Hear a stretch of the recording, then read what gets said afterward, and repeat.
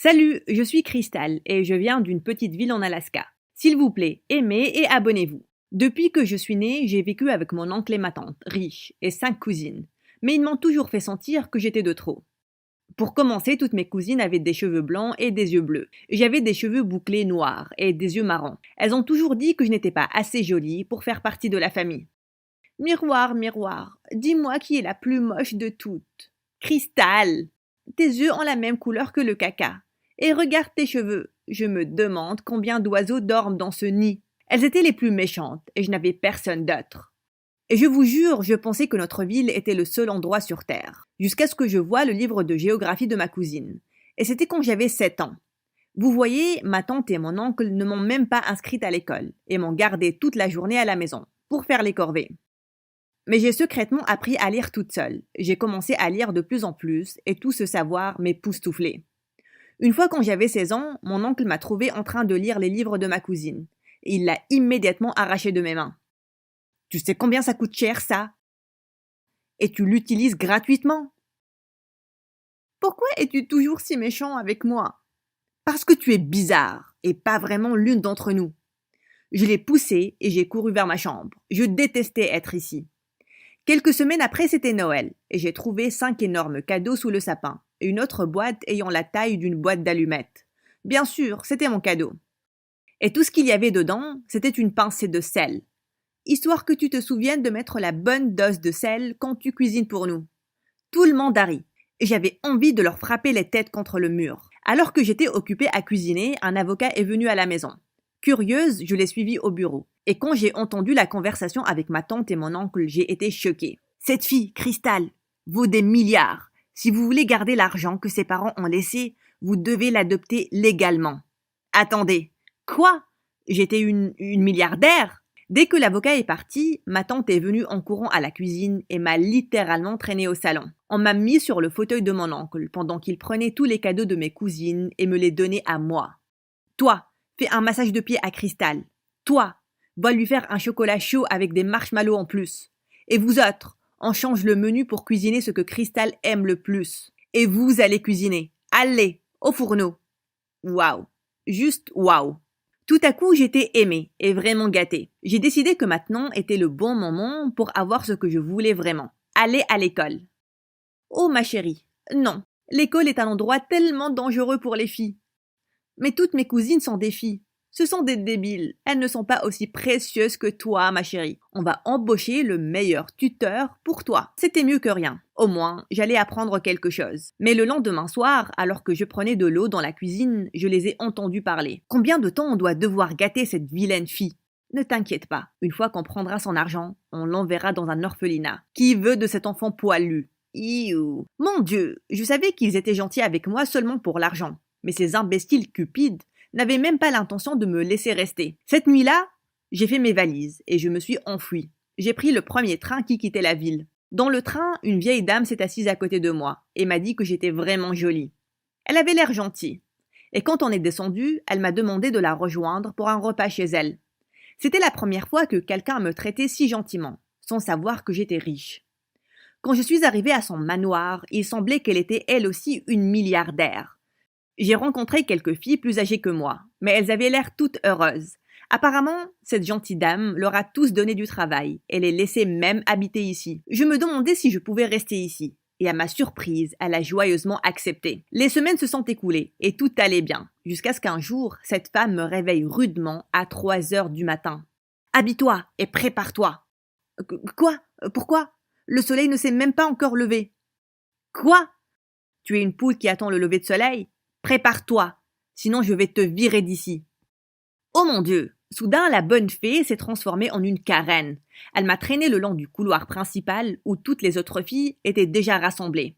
Et puis, elle a commencé à expliquer comment on allait s'introduire dans une maison pour voler des trucs bientôt.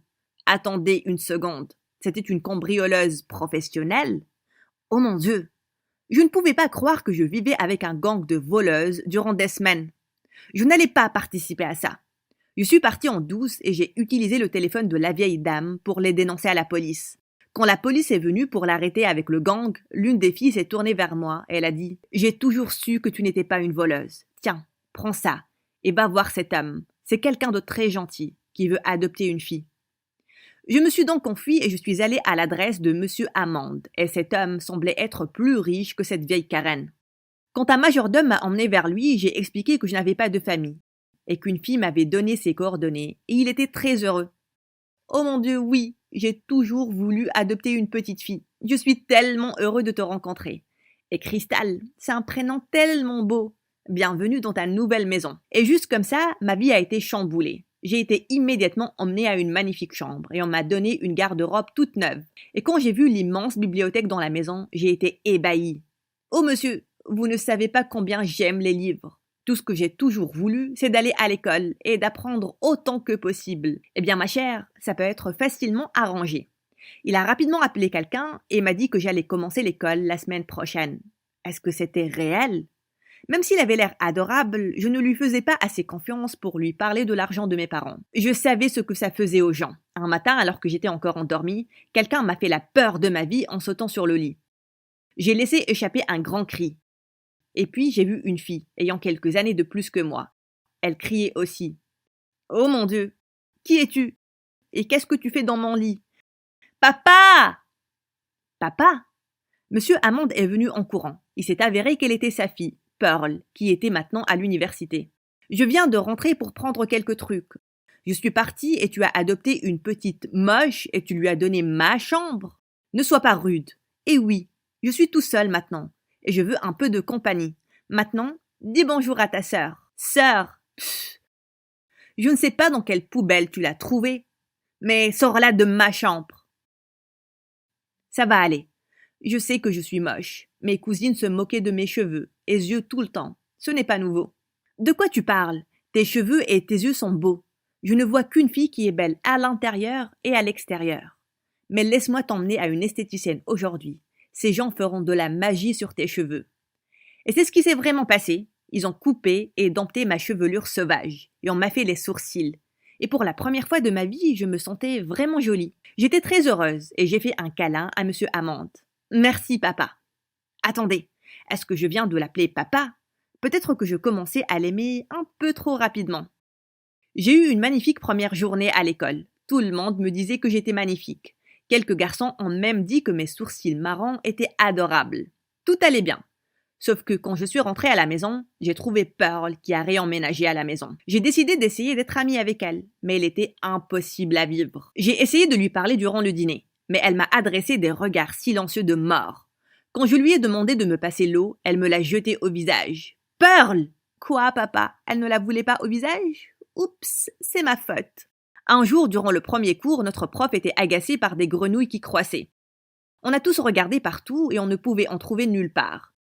C'est là qu'un garçon a mis son oreille près de mon sac. Il a dit « Je pense que ça vient de là. » J'ai ouvert mon sac et je l'ai immédiatement lâché. Une douzaine de grosses grenouilles ont sauté. Il y a presque eu une bousculade avec tout le monde qui criait et qui courait partout. Alors que la prof courait, elle a trébuché sur une chaise et elle est violemment tombée par terre. Elle s'est blessé le bras et j'ai eu un mois de détention pour ma blague. Tout ça, c'était la faute de Pearl, bien sûr. Je suis allée dans sa chambre ce jour-là et je lui ai demandé pourquoi elle était acharnée à ruiner ma vie. « Oh, arrête avec ta tête d'innocente, Crystal. Je sais que tu n'es qu'une croqueuse de diamants. Et mon père est ta proie. Juste parce qu'il est trop doux et bête pour voir le mauvais côté des gens ne veut pas dire que je le suis aussi. Je vais m'assurer que tu n'auras aucun centime de sa fortune. » Elle était folle. Tout ce que je voulais, c'était une famille. Monsieur Hammond avait organisé une grande fête à la piscine et j'étais très excitée. Ma mâchoire s'est décrochée quand j'ai vu les invités arriver. Des acteurs, des chanteurs et d'autres personnes glamour. J'étais ébahie. Tout le monde passait du bon temps, mais alors que quelques invités commençaient à partir, on a soudain entendu une femme crier sur le majordome. « Qu'est-ce que ça veut dire ? Vous ne pouvez pas trouver ma bague en diamant et la montre de mon mari ? Je vous les ai données pour les garder en sécurité avant d'aller dans la piscine. » Le majordome a dit qu'il a mis les affaires de tous les invités dans le bureau de Monsieur Hammond, mais elles avaient toutes disparu. Tout le monde a perdu la tête. Il y a eu presque une bagarre. Mesdames et messieurs, s'il vous plaît, rien de la sorte ne s'est jamais produit chez moi. Et je vous assure, je ne vais me reposer que lorsque toutes vos affaires seront retrouvées. Vous avez ma parole. Alors que les invités énervés sortaient en marmonnant et en menaçant Monsieur Hammond, il a ordonné aux servantes de chercher toute la maison. À peine 10 minutes après, une servante est revenue en courant avec mon sac à dos. Elle l'a retourné et toutes les affaires des invités sont tombées. Monsieur, les sacs de Madame Cristal étaient faits. Apparemment, elle planifiait de partir. J'étais horrifiée. Monsieur Hammond avait l'air choqué, alors que je protestais disant que je n'avais rien à faire avec ça. Oh papounet, à quoi tu t'attendais avec quelqu'un comme elle? J'ai toujours su qu'elle ferait un truc pareil. On doit appeler la police. Je me suis avancée vers Monsieur Hammond, je l'ai regardé droit dans les yeux. Je sais que je ne suis qu'une inconnue, et pas vraiment votre fille. Donc vous allez sûrement choisir la parole de Pearl contre la mienne. Vous pouvez faire tout ce que vous voulez, mais sachez seulement que votre gentillesse a nettement plus de valeur pour moi que tout l'argent, et je ne ferai rien pour vous faire du mal. Soudain, Monsieur Hammond a pris ma main. Tu es ma fille, et je te crois. Il s'est tourné vers Pearl avec un visage furieux.